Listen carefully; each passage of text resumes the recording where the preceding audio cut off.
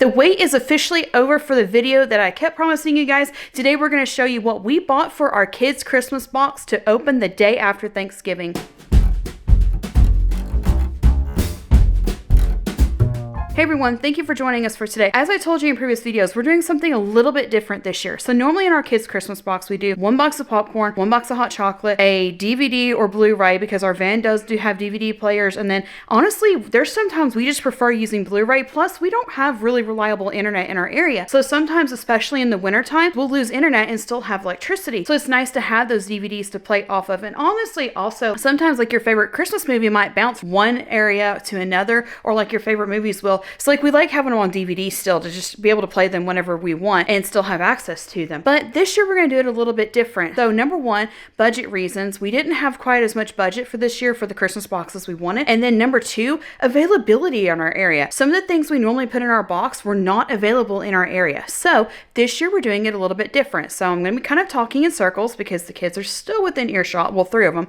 One of them went with Matt to get a couple of things to finish off our Christmas drink station, which you'll see that in an upcoming video. But let me turn around and show you what we did buy for them for this year, and then you get to watch me do some Christmas wrapping with some really nice Christmas jazz music at the end. So stick around, thank you for watching, and let's show you what we have for this year. Here is just a brief overview, and then I know you guys are gonna be like, okay, saw it, ready to go, bye. Let me explain really quick something. So we did go ahead and get one of these anyways, because when the kids finished decorating the Christmas tree tonight, which we're fixing to do right now, you will be seeing our Christmas tree time-lapse video. Super fun thing that we look forward to filming and doing every year to share with you guys. Afterwards, they're going to want to sit down and watch Christmas movies. So this was still something fun to be able to do with that. And the fun thing about this as well is that this year we do have a gluten-free child, well, young adult, but this is a food that is still basically safe for her to be able to have. And it's nice to be able to find those casual things. And yes, we do have a lactose-free one, but this doesn't bother her. I don't know why. So she just enjoys it and she loves it. This is a different brand than we bought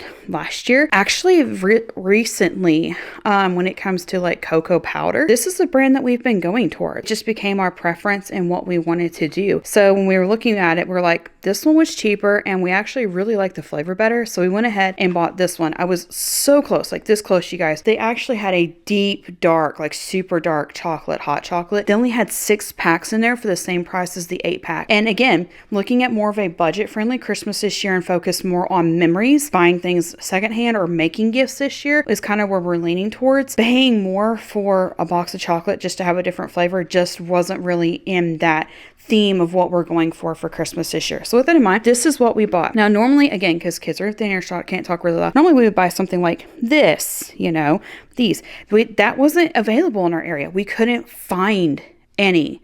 Like all we found was like neutral stuff, like nothing that really was like themed Christmas. And we were like, okay, number one, what they do have is just not really Christmassy. Number two, it would be like 20 to 40 bucks per child to do it this year. That's outrageous. So this year instead, again, going with more of the cozy themed at home Christmas with more homemade and focusing more on the cozy and the family members together. This was what we went with instead. Again, I don't really have, we kind of have them picked out. Like I'm pretty sure that oldest by birth is going to want this one, and then oldest by choice is going to want this one, and this is our middle one, and then we're pretty sure this is going to be our youngest one. Now here's the hard part, like these are obviously different than these here, but this right here, and yes, this one's not as much on themed either, and neither is this one, but they're going to see it as such. And this one, it's different. This is a theme that the one that we bought this for, she's going to love this. Like this is her thing. So